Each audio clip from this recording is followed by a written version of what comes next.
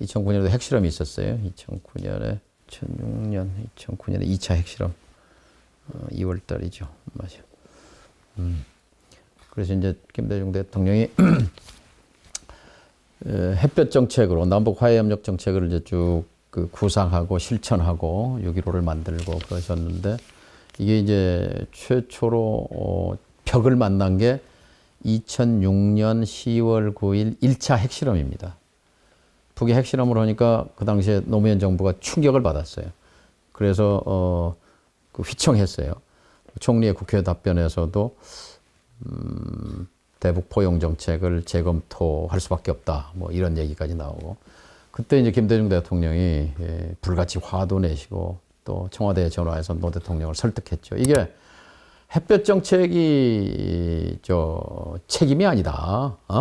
이건 미국의 네오콘이 북을 강압하고 죽이려고 하니까 거기에 대한 저항이지. 왜 햇볕 정책이 흔들려야 되느냐. 노 대통령을 설득해서 노 대통령은 다시 이제 원위치가 됐어요.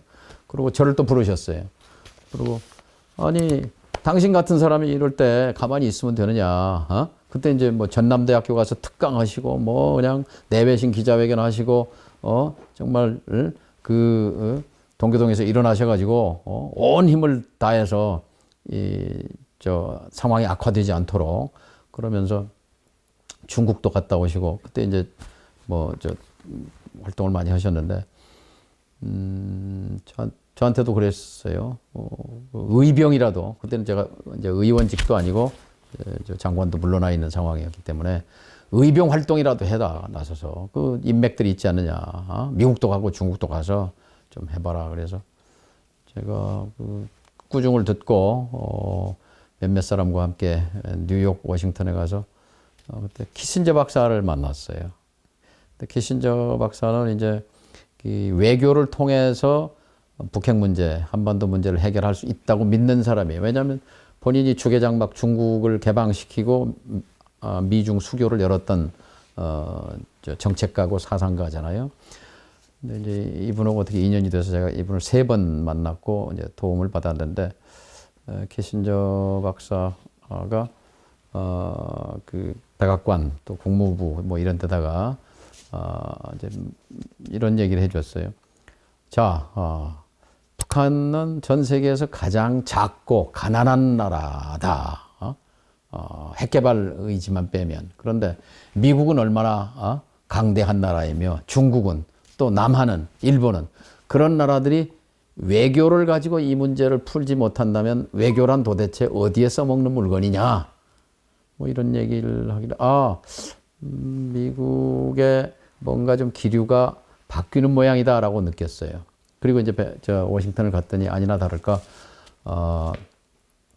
그 부시가 네오콘들을 내치기 시작했습니다. 럼스펠드 퇴장시켰고 2006년 10월 9일 그 핵실험 이후에 직후에 그리고 그 악명 높은 존 볼튼도 이제 내보내고 울포이치도 내보내고 딕 체니 부통령도 이제 뭐 뒷방으로 물러나고 이래서 이제 부시 집권 8년 중에 6년의 강압 정책에서 대화 노선으로 이렇게 선회하는 거죠. 그때 나온 것이 종전선언 제안입니다. 이제 2007년에 그 베트남에서 노무현 대통령한테 부시가 제안한 거예요. 종전선언을 지금 국민의힘에서 비난하는데 원래 원저자는 부시 정권이라고요. 부시 대통령이죠.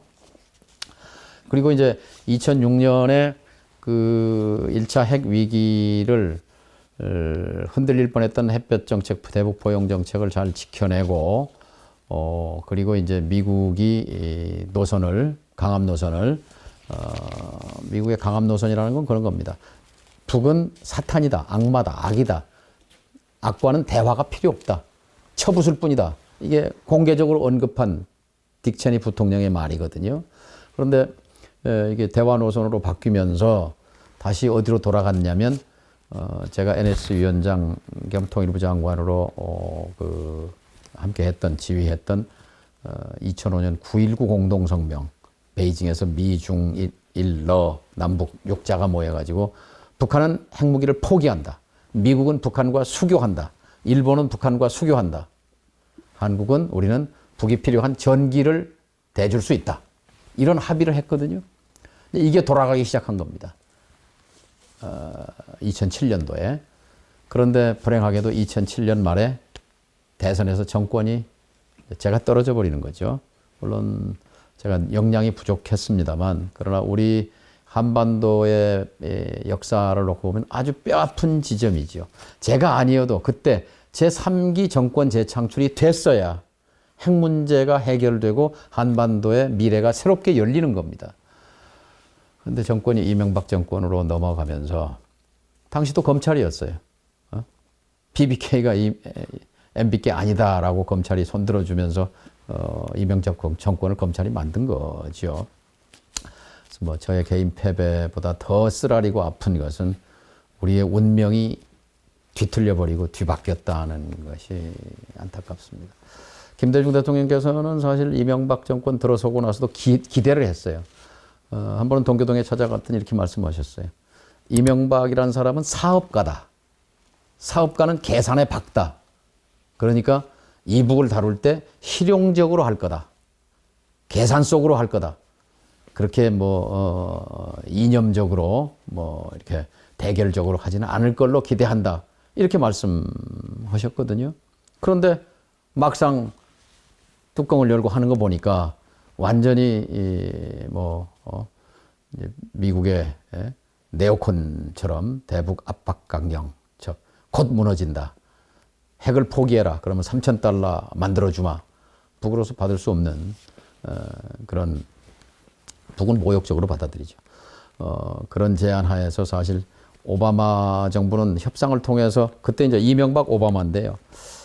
참 그 불운한 것이, 서울에서 대화 노선 정부가 되면 워싱턴은 힘에 의한 강압 노선 정부가 들고, 워싱턴에서 뭔가 외교를 통해서 풀어보려고 하면 이 남쪽에서는 또 이 정부가 힘에 의한 대결 정책을 펴는 점. 이게 엇박자가 30년 동안 계속 났어요. 참 불운입니다. 불운.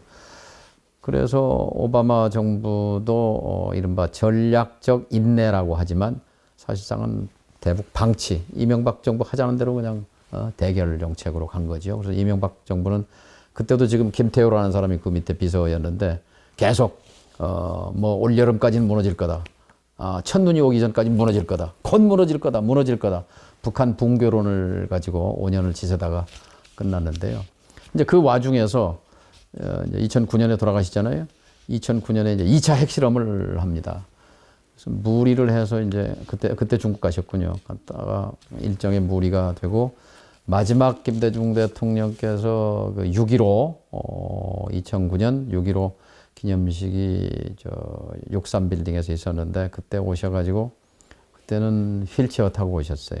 신장 투석하고 기력이 거의 쇠진해지신 상태였는데, 공중에다 대고 말이라도 해라, 욕이라도 해라, 글을 쓰고 말을 하고 행동해라. 행동하는 양심을 부르짖으면서 남북 흔들리는 평화에 대해서 아주 절절하게 호소하셨거든요. 그러고는 세브란스 병원으로 입원하셔서 8월 달에 돌아가셨어요. 근데 그 동교동 자택의 책상 위에 못다 쓴 원고가 있었어요. 그게 뭐냐면 석 달 뒤에 9.19입니다. 아까 말씀한 2005년 9.19에 맞춰서 2009년 돌아가신 날 9.19에 워싱턴의 내셔널 프레스 클럽, 그러니까 미국 기자협회에 가서 연설하도록 일정을 잡아 놓으셨어요. 그 NPC는 세계 명사들이 오기 때문에 연초에 계획을 잡거든요. 대통령께서 9.19에 가서 좀 연설하겠다 이렇게 잡아놓고 그 원고를 쓰시던 중이었어요. 원고. 제가 그 얘기를 듣고, 그 김대중 대통령이 못다한 얘기를 나라도 해야 되겠다 해서 그 NPC 사무국에 연락을 했죠. 9월 19일 날 그 예정된 연설을 하시기로 된 김대중 대통령께서 세상을 뜨셨다. 8월 18일. 그러니 그 펑크가 났을 텐데, 내가 NS 위원장 통일부 장관으로서 9.19를 만들었던 내 장본인이다. 내가 가서 연설을 하면 안 되겠냐.